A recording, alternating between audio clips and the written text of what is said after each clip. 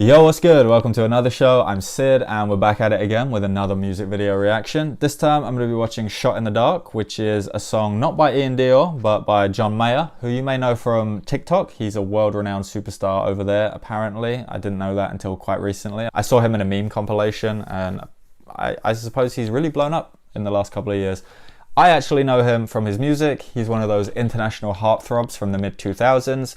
His album Continuum from 2006 is probably the one I'm most familiar with, although I have heard bits and pieces of him over the years.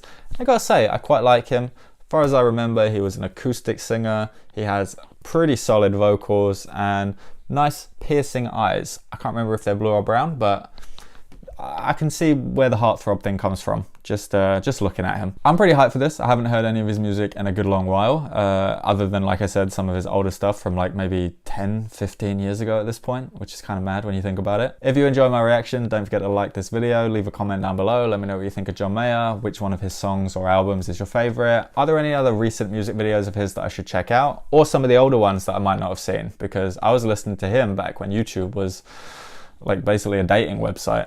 Anyone else remember that? No, just me? Okay, I was 10, but I was there.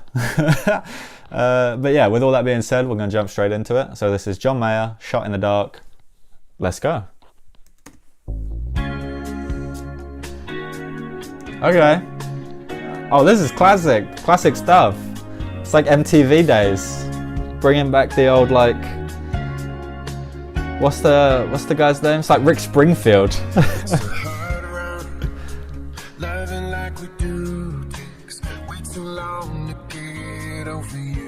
His voice is different to what I remember. Like, it's familiar. I can hear the old John Mayer in there. The guitar's kind of similar. It's definitely got like an 80s heartthrob romance kind of vibe to it. Like I said, maybe like Rick Springfield. And the video there, where the way it started, the first thing that flashed to mind was the Rick Astley Never Gonna Give You Up, but it's not that at all. It just, because the title came up, it's like the old MTV music video days. But yeah, his voice definitely changed a little bit. It's more mature for sure. His hairline's is there, I suppose, but no shade. Yeah, but this is kind of nice. I like this. It's very well lit and it sounds good, which is always a great start. Let's keep going.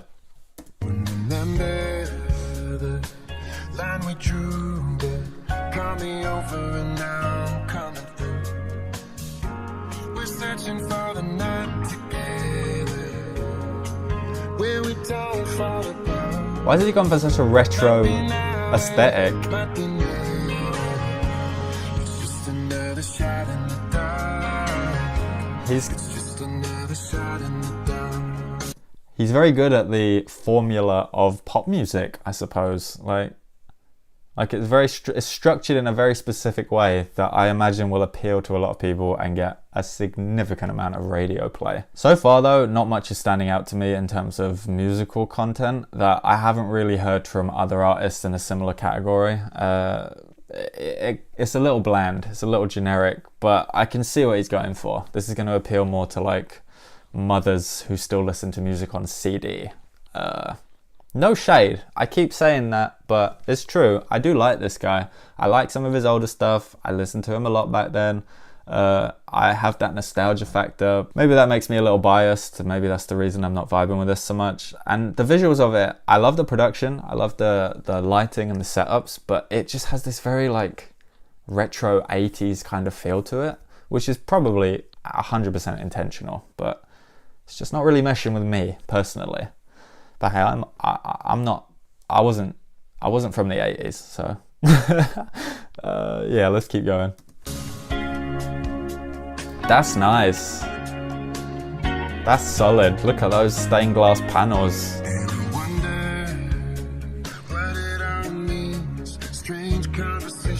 It's like a shaker in there. Is that a neon phone, but like an old school rotary phone? He's just like pushing the old school aesthetic right down your throat. This is, but that's a sick phone. I can't even front. I would love one of those. Look at it, it's got like a blue neon base to it. I wonder if it changes colors. I don't know. Anyway, I'm getting distracted. Let's keep going. What I'm gonna do, I've loved 7 other women and they all were you. Oh, okay. We had a run of bad romances. They always just a mind. So close your eyes now and take a chance. It's just another shot in the dark. Didn't he date Taylor Swift for a while? Or am I wrong about that? Maybe. Didn't she have a song called Dear John? I don't know, 7 Other Romances. Maybe he's pining for a rekindling of the romance with Taylor Swift. Maybe he's been with a bunch of other women. I don't know. Seven other women, and they were all you. I guess he can't let go of the past. He's like obsessed with this one person, and yeah, you can tell that this song is designed to be like as emotionally neutral as possible, where it's kind of hinting at previous heartbreaks, talking about obsessing over one person, giving you that sense of like, oh, he's talking about me. You know what I mean? Like, if you're listening to this, then you can kind of relate it to pretty much anyone in your life, or you can feel as though you're the person being addressed. And then he's also kind of pushing forwards and looking towards the future a little bit. So there's all 3 bases there are covered. The actual song itself, the production, the guitars, you've got the little shaker in there.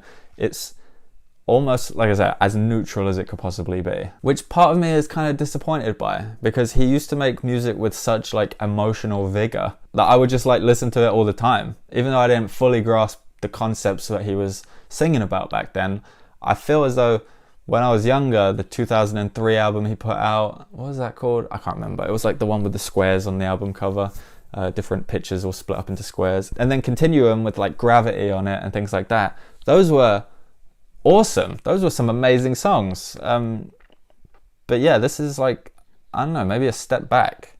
I mean, it probably sells more records to be more generic, but I feel as though he's a little stunted on this one. The rest of the album could be a lot different, I don't know. And I haven't heard anything in the intervening years, you know, from like maybe 2008 to 2020. But yeah, I don't know about this, if I'm being honest. It's the same John Mayer, but repackaged in a way that I'm not really that into. Let's keep going. It's just another shot in the dark. The video's cool. I wish I could live in that apartment. That's crazy. Exposed brickwork and stained glass windows.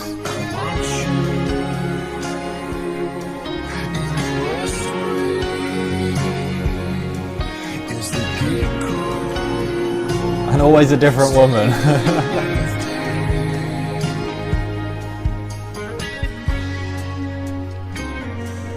But it is such a like 80s music video.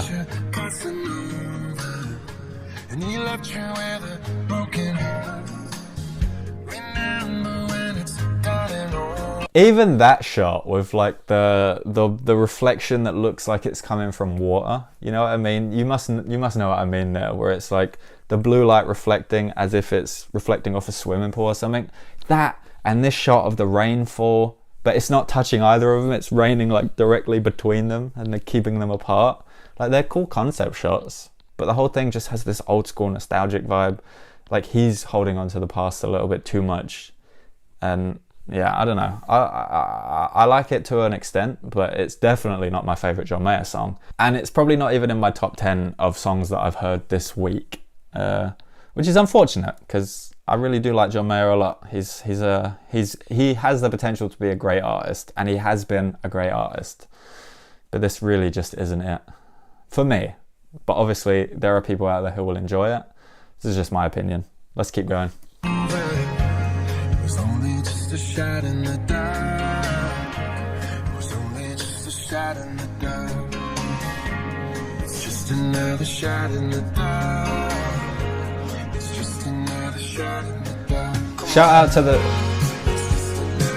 the cinematographer though.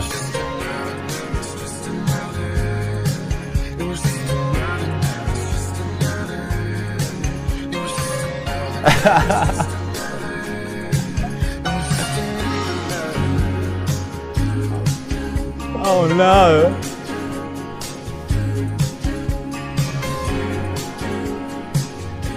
No! The more I watch, the more cringe it gets.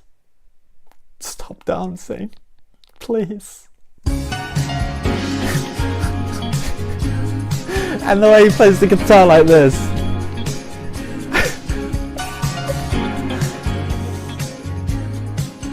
Ay, ay, ay. It's like an ad for a show on the CW in 2004. You know what I mean? Ay, ay, ay. Sub rock, what is that, an imprint? Or just like the genre that he's trying to... Ay, ay, ay. That got more and more difficult to watch as it went along. Like, the emotion came out there at the end, but not in a way that appealed to me in the slightest. And I say it's a shame, because I kind of want to go back now and listen to his old songs, and that's probably going to encourage him to make more music like this, because you'll see his streaming numbers go up if a bunch of people do that, and he'll be like, oh, people are vibing with the new song, they're hearing it, they're listening to it. So no, they're probably not. They're probably listening to the other songs, the ones that don't have music videos, that it's just so cringe. But it is what it is. I don't know how old he is now. He's probably like late 40s maybe. If he was dating Taylor Swift, he's probably not crazy old. But yeah, this was something. But hey, that's just my opinion. Let me know yours in the comments down below. What do you think of this video? Do you have a favorite John Mayer song? Do you remember him from back in the day? Or have you only just come to know him from TikTok and this kind of music? If you have, I highly recommend you go back and check out Continuum and the album from 2008 and the one from 2003. Those were pretty sick, not gonna lie. Can't hate on the guy for those ones. Those are absolute killers. Yeah, if you enjoy my reaction, don't forget to leave a like, subscribe to the channel, turn on the post notifications, stay notified whenever I upload new content, and I hope you're all enjoying your day. Thank you for watching, and I will catch you in the next one. Peace.